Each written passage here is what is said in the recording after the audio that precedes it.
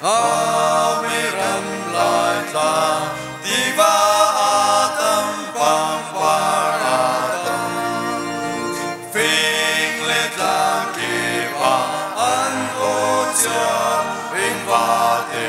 an o lom na gin la kan sa lai mi via te varanga jana pam kwa via te mo lai tam cây ma cha la cha ai về câu hồ cần qua tem na tâm man se cần lom chiao cần lâu cần mù ti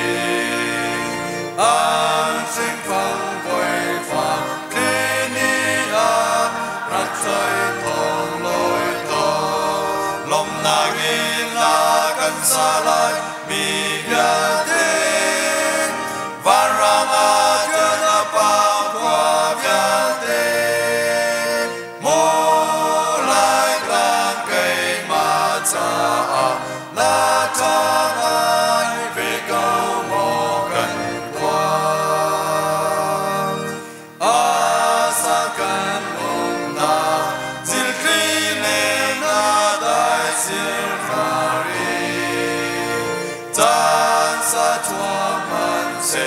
lai ram lên an nuông zong za ko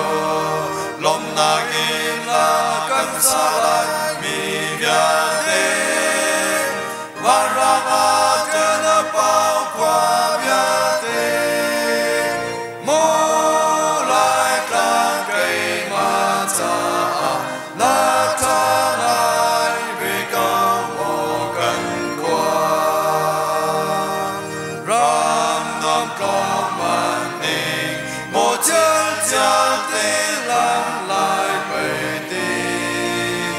quay mo lai qua cả lung lên ring căng ai ra ma to